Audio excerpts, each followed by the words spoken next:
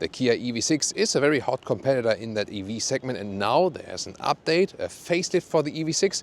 We're going to check out what's new and how good is it in general, also drive it on the German Autobahn, and also compare it a little bit to the recent Kia EV3, the smaller brother. Everything of that here with Thomas Nautigefühl in 4K, full screen, full length. Let's go with the Kia EV6. This is the GT-Line and it has a new restyled front with this facelift. I think pretty cool here, also in this gray color, which is appearing matte, but it's not a matte color. And you can see here the light signature is really interesting, super unique, and is also connected here in the middle and so on. If you hit the turning indicators, you also have this cascading turning indicator effect. And I think visually this works very well. Well, some don't like it, some love it. Tell me in the comments if you do that, and yeah, well, what do you think about this one? I think they really found a unique approach to the styling. You recognize this vehicle here on the road. The length is 4.70 meters or 185 inches, so yeah, already like in this compared of the Model Y region. Wheels from 19 or 20 inch. These are the bigger 20-inch wheels. And as I said, the GT line also then here with black contrast. We can see it in the lower part, also black mirror caps and so on. They now have an updated frequency selective damper suspension. So this will be somewhat adaptive, but in a passive way. Won't change with the driving modes, but it will adapt to the road surface. That's very interesting. And they have also increased the battery capacity a little bit. The usable number like by 8.5%. So they actually try to squeeze out more of this vehicle here. Also the rear motor is more dampened towards the interior. So this is supposed to bring you some advantages as for the sound deadening. You have a rear-wheel drive model or an all-wheel drive model. This one here is the all-wheel drive model. Then the acceleration figure is at 5.3 seconds. The GT version would be at 3.5 seconds, like the other way around. But of course more expensive. This one a more realistic model, but already in a higher trim. Later more about the prices. Also restyled rear here, and pretty cool here with the light strip that goes all the way across. I really love it. And when you hit the turning indicators here, like this area, which is almost really subtle more in a way, but it's a cool structure. This one then becomes the turning indicator. That looks also pretty cool. About the batteries, so now the small battery at 63 kilowatt hours and then the bigger battery at 84 kilowatt hours. And later on we'll also do an extended driving test and see what efficiency and real-world range we can actually score today. But definitely that brought only advantages here with the facelift. As for the charging, this is a special thing about the EV6. And also if you compare the EV3, because this one here has the 800-volt architecture, 11 kilowatt AC, and then here 195 kilowatt DC peak for the small battery, 258 kilowatt DC peak even for the big battery. The peaks are also higher now for both batteries, and 18 minutes from 10 to 80% state of charge is the best charging time. And that's of course really impressive and kind of rare in that segment and better than most of the competitors. Cool thing about this charging flap is, by the way, I can close it here. It's like one option. And feels like really good quality, but it also automatically closes, like when it's open. And then I sit down, start the vehicle and put in the gear, it also automatically closes, so you cannot forget it to close it. That's something they really thought about. Just to give you a visual proof, so here now I will turn this gear selector to D, just to the right, and then when Leah now switches to the left, and then you can see, there we go, and it closes. It's really nice. Really interesting, by the way, with the indicators or hazard lights. Look at that. When I activate the hazard lights, it looks cool in the front, yes, but it's not cascading. So when you have both sides. But when I not use the hazard lights, but the real indicators, then you have the cascading effect right here. That is really interesting, right? And actually, it's the same for the rear. So yeah, thank you, Leah, for doing all the walking work. So now when I hit the hazard lights, there we go. Looks spectacular already like that, but not cascading. But then when I use a single turning indicator, then again it is cascading also in the rear. Top speed, by the way, here for this version is about 190 kilometers an hour or about 120 miles per hour. Yeah, sufficient for the German Autobahn. Some like it faster. In most situations it will be enough. Does it have a frunk? Oh, there's like a nice cover here. We can open this one. And yeah, oh, it's tiny, but there is one actually. For a charging cable, I mean for a small charging cable, it open? Open? Not sure what's meant by that. Open, like this small thing here. I don't know. If someone of you knows it, maybe like here's another open.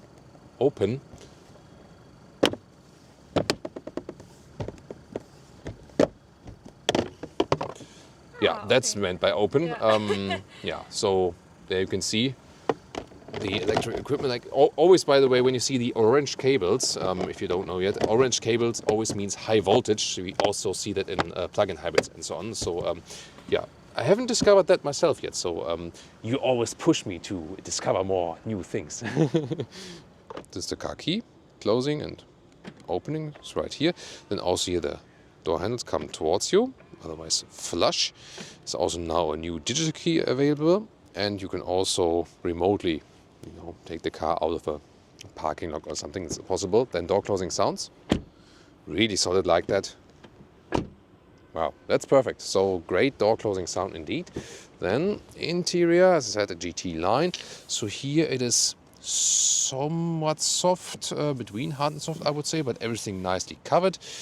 Only hard plastic is in the below, but that's fine. Then here fabric at the inside also, and nice classic controls here also for the side mirrors and so on. And here you have memory seats. New steering wheel with this facelift, also with capacitive recognition. If you are still here for the level 2 assistance systems, completely animal-free interior, drive mode selector, here a dual tone scheme, and real buttons also here, like to scroll, for the cruise control. And when you press and hold the volume button, you deactivate this annoying speed limit chime and so on. Seats here, either fabric or leatherette, or here then the microfiber seats you get in the GT line. Also, once again, with this contrasting scheme, that also looks quite fancy. And let's take a seat. Take a seat, young Skywalker.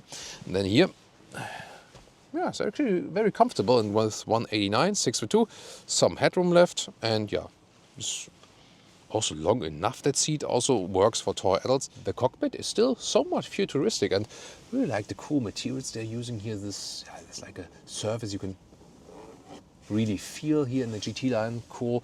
And also here you can see where they play a little bit with this light strip there. That's pretty cool. And also a classic user interface in the way of here, I turn left and right and change the temperature. And yes, you have to point it out nowadays that something like this exists. You can switch it also here to like some other hotkeys in the middle. That's also possible.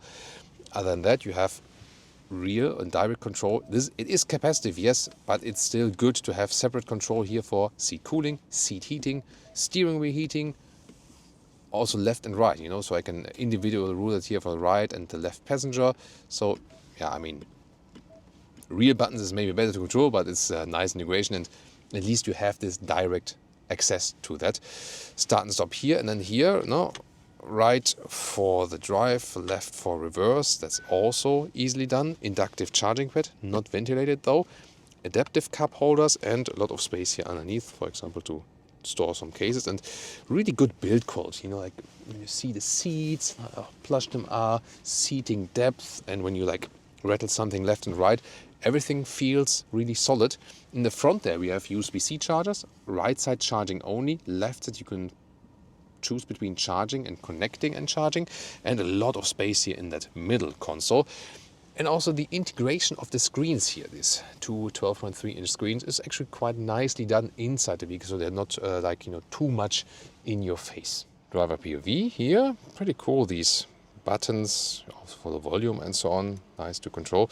Then you have the digital instruments. You can also pick the different driving modes here with this mode button on the steering wheel below. Clear to read everything. You also get a head-up display, and well, the climate unit, that's definitely interesting. Again, just want to show it again here for warmer and colder and so on, and there you can switch again here between these hotkey stuff or the climate. Yeah, you can also go down with the vents. So it's an interesting idea for sure. The main infotainment unit could be quicker, honestly. What is actually important, so when you go to settings and then to EV, you can activate the battery conditioning, so that's actually important. other than that, it's also activated and pick a charging station and so on. And of course, always important because most of the time you would use Apple CarPlay, Android Auto, wired or wireless. Rear seats, yeah, first of all, this is rather hard than here in the top part, but at least here, this is also leatherette covering, this is nice. Also good integration of the door handle. And even here, a fabric on the inside of the rear door. So we see that here in this vehicle, but we don't see it in other German premium cars. So yeah, that's the thing. Here then, the seats, you can see I can adjust them right here in the angle, steeper or a little bit more laid back. Isofix at the outside each. On the front seat, no, there's no Isofix on the front seat, but just here outside rear seats. Then folding down this here, I can slide them back here. If the bottle would be a little bit smaller, I could do it like this, you know. So yeah, it's not adaptive in the sense of rubber lip, but interesting. Ski hatch. And then the seating comfort is really good here in the rear. The only thing you see here, this angle, so the seat bench is relatively low in comparison to the floor that's high. And that's a problem very often with the electric vehicles, that the floor is so high because the battery is underneath, that I'm more like, you know, like this. Yeah, it's still comfortable because the seating surface is good. A little bit more land backward. Headroom is also there. It's no problem. And legroom is absolutely fine. There's also a big difference to the EV3, which is a very smaller vehicle. Here you still have legroom, good for rear passengers. Yeah, but just again, this high floor with the electric vehicles is always somewhat a problem. You also have rear seat heating, by the way, just not to forget that here. So that's like the high trim. So also in 2 levels, that's good. And in the middle part, yeah, because you have the even floor, then you can even sit in the middle part. So this vehicle is 5 adult proof. Trunk or boot at 490 liters. There's this option that you can just stand here and it opens automatically, or you press the button. Then here the cover underneath the cabin trolley also directly fits here vertically, no problem at all. And the width here between the wheel arches is also 1.40 meters, and the length is also about 1.40 meters, and the total height here at about, yeah, a little bit less than 70 centimeters or 27 inches. Charging cable could be put in this box here. Here underneath is a little bit shallow. Yeah, or you can also put that thing completely out, that you have even more trunk height. That would also be possible. To fold the seats, well, you have an easy unlock here and also on the left side. There we go. That's of course really good. Folds flat, very practical, really, really nice. And the total length to the front seats here is about 1.85 meters or 73 inches. So very well usable. The only thing is that when you have this cover in place, then it's here, like here in this area. It's not too high, but as I said, you can always just take this whole thing out and maybe also this stuff here, and then you also have more height on demand. Sport mode.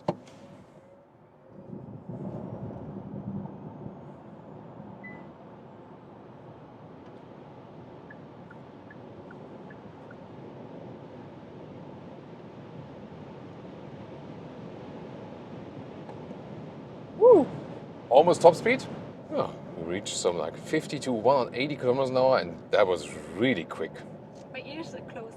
Yeah, Leah got pressure on her ears. That's really fun. I mean, 5.3 seconds is the official acceleration figure, 0 to 100 kilometers an hour. For the all-wheel version here, only the true GT would be quicker, but that one is all like great acceleration. And I mean, not as much as the Leah meter would be triggered. I think, you know, yeah, but I mean, this has to be even more extreme nowadays, you know, after he has also been testing so like really extreme quick cars. But this one here, great in the power already, definitely.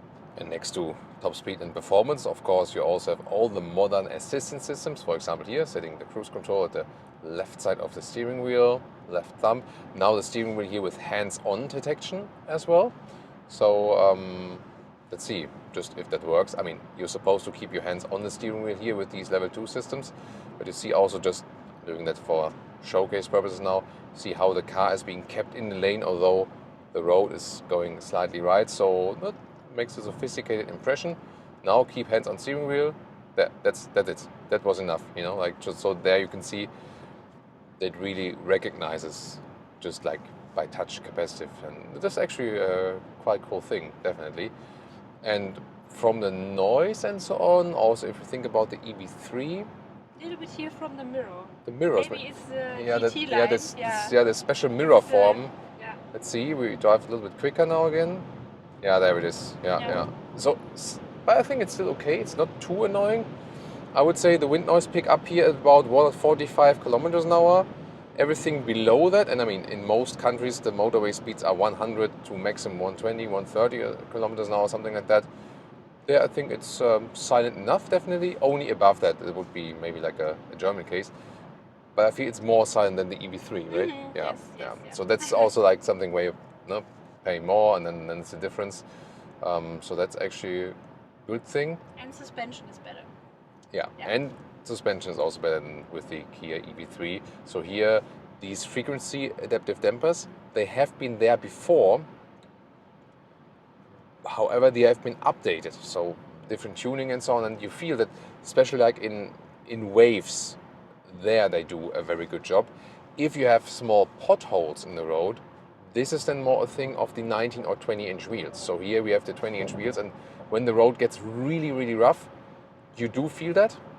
And yeah, it's not that cool, honestly. So I would actually advise to stick with the 19-inch wheels. Yes, the bigger wheels always look greater, but for efficiency reasons and riding comfort, the smaller wheels are better. So yeah, that's my assessment here for today. But it's still, good comfort since the seats are also nice and so on. And you can also take this one here for longer motorway trips. And if you set cruise control 120, 110, 130 kilometers an hour, it will also still be okay as for the efficiency and the range. Yeah, the thing is, like, when you really max it out, floor it out, that's the thing with all the electric vehicles. Of course, the consumption goes exponentially up then as well. Just a matter of wind resistance. Also nice here to do some lane change. See also with the steering setup here in the sport mode versus the normal mode. I can press it here on the steering wheel. Oh yeah, that's interesting. So I would say that the steering feel could be better because it feels a little bit artificial. You don't have the most natural feeling for the vehicle as for how the steering behaves, because like here you can move it, then you have some kind of resistance here, and then suddenly it gets loose and whoa, what am I doing? So it kind of leads you to not driving that smooth, you know what I mean? So that could be better tuned, I feel. But in the sport mode, the resistance is earlier, so in that case it's probably a little bit better. Maybe now heard it on camera, like just boom, boom. Like when we were going some transverse bumps, then of course the 20-inch wheels also play a role. And now also interesting, let's go into this S combination. That's always a lot of fun right here. Into the corners. Now, of course, you also feel the weight of the electric vehicle. That's always the case. Recently had it with all the EV reviews. How it goes out of just slightly on the throttle and whew. Yeah, I mean, we could easily catch up with this Porsche Macan S here in front of us. Nice color. Yeah, it's a nice color as well. Wait a minute, we have the same color, right? Yeah, Leah really likes these gray colors, which appear to be matte-ish, but not are really matte. Sometimes they are unicolors. In this case, it looks unicolor, but it's still a metallic paint. It's wolf gray metallic. Oh, now the Macan S is hitting that. But yeah, we can also hit that, and this one is a really quick vehicle, and then we can also easily outscore this Macan S. Yeah, and there we go. And 160, 170, yeah. You're so quick with this one, so extremely quick. Brake feeling is actually also nice, also this brake blending, and there's also different recuperation modes available. So you can actually here, when you hit the right pedal, drive with level 0, then you are just rolling. When you start up the vehicle again, however, it resets it to level 1. And that one also then stays when you are on level 1, it's the same at the startup, but also level 2 and 3 is also being kept and so on. And you can make it stronger and stronger. So left pedal then, I can do level 2, level 3, or then max plus iPedal. And this is then the difference with the iPedal. It really comes to a full stop for a real one-pedal driving feeling. And then you have to press the accelerator pedal again to keep going. And yeah, that's actually good that you have these choices. So me personally, I prefer like a slight recuperation. I'm used to, I grew up driving the cars and hitting the brakes and so on. And you also do the same recuperation with the brake pedal before the real brakes are being applied. So it doesn't really matter for efficiency here for this vehicle. You remember, only for the Teslas it makes a difference, because when you hit the brake in the Teslas, they apply the rear brakes. But here with all the other EVs, first they use the recuperation and then the real brakes are being applied there. So it does it very well here on the motorway. The only thing I would really wish for is maybe like here this seems to be like almost stuck, that steering then in this case, right? So, let's see if deactivating the lane keeping assist is a little bit better. But overall, the natural steering feeling could be enhanced, so to speak. Then we'll also soon take another more agile bend here. Lane change is also fun again. Overall the fun factor is still there. Feels nice and agile, and considering it has a big battery and a lot of weight, I feel that it still feels agile. As a passenger, how do you feel? It's good. It's good. Yeah, that's always a good sign, because in some vehicles Leah gets sick, and here is obviously fine. So that also speaks for the vehicle.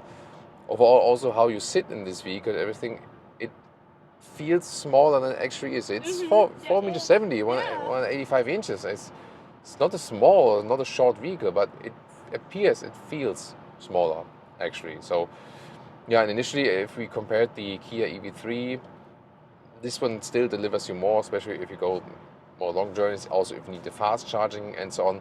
Then again, you have to think about if the extra price is justified in that way for you. If you think, hey, like the main thing I want to have is driving an electric vehicle.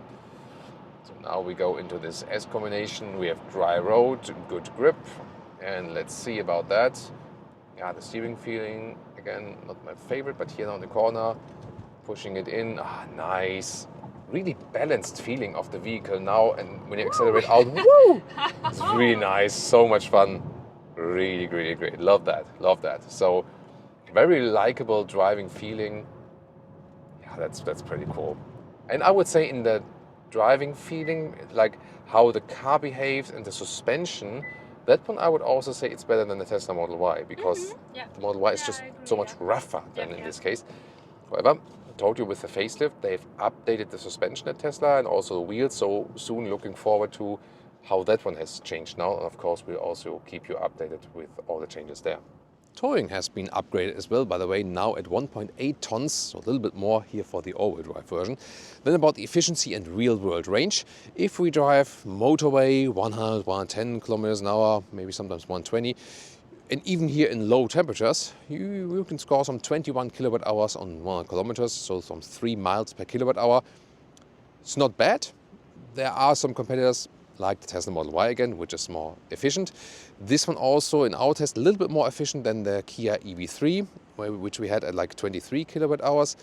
Then again there it was maybe like 1-2 degrees colder.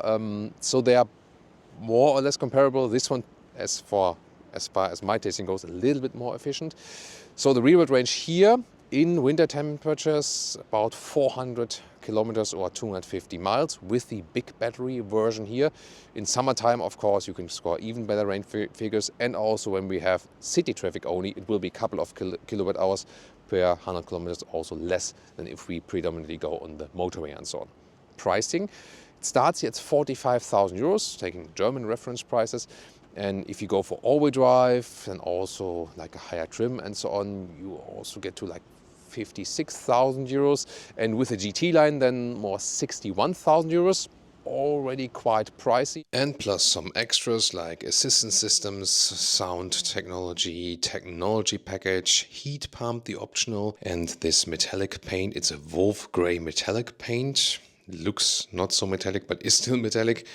Test vehicle price is 67,000 euros. But for example, in Germany, they recently also had some nice leasing offers, at least for like mid-trim versions and so on. So it always depends also on the leasing rates if you buy new, of course.